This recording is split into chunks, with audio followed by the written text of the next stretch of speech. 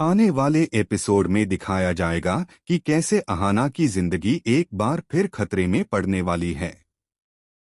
कहानी की शुरुआत होती है जब गुंडे अहाना को जबरदस्ती भांग पिला देते हैं, जिससे वह धीरे धीरे बेहोश होने लगती है।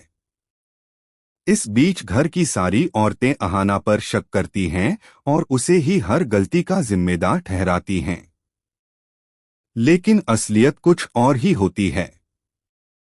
दंगल टीवी के मोस्ट पॉपुलर शो बड़े घर की छोटी बहू के इस एपिसोड में खुलने वाला है वो सच जिसने सबको हिलाकर रख दिया।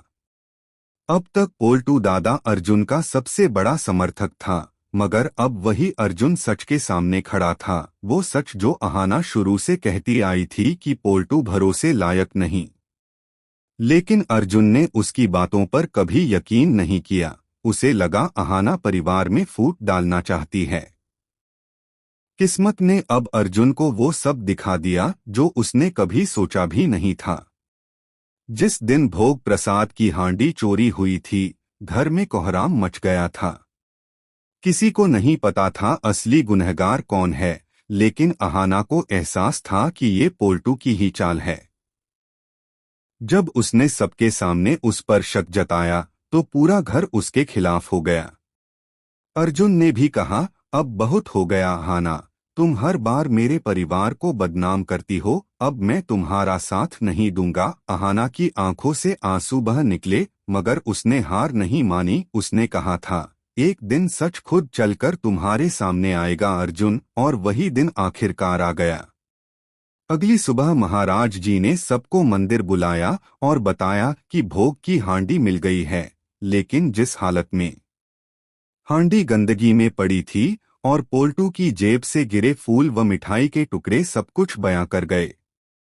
अर्जुन का चेहरा सफेद पड़ गया। उसने गुस्से में पोल्टू की कॉलर पकड़कर कहा, तेरी हिम्मत कैसे हुई माता रानी के भोग को अपवित्र करने की। पोल्टू गिड़गिड़ाया, मैंने कुछ नहीं किया। मगर अब अर्जुन सुनने वाला नहीं था। उसने दहाड़ते हुए कहा, तूने इस घर की इज्जत मिट्टी में मिला दी, मैं तुझे कभी माफ नहीं करूंगा। पूरा घर सन्न था। अहाना दूर खड़ी सब कुछ देख रही थी। उसकी आंखों में दर्द भी था, राहत भी। आखिरकार सच सामने आ चुका था। अर्जुन उसके पास आया और कहा, अहाना, मुझे माफ कर दो, मुझे सच समझने में देर हो गई। अहाना की आंखों में आंसू भर आए। उसने धीमे से कहा, सच देर से आता है अर्जुन, लेकिन जब आता है तो सब कुछ बदल देता है।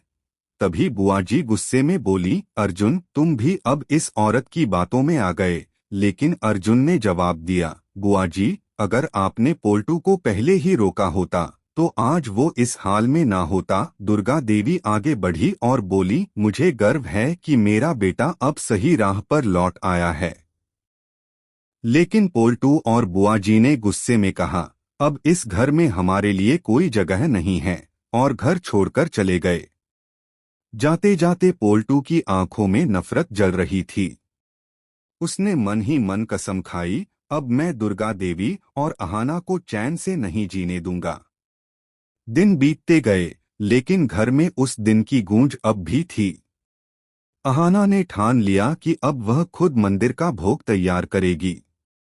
दुर्गा देवी ने कहा, तुम ही इस घर की असली बहू हो। मगर उन्हें क्या पता था कि बाहर बैठा पोल्टू फिर से साजिश रच रहा है।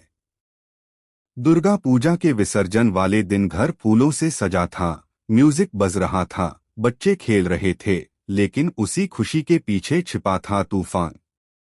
पोल्टू ने दिए में तेल की जगह ज्वलनशील तरल डाल दिया ताकि कोई हादसा हो जाए। अहाना ने उसे ऐसा करते देख ली।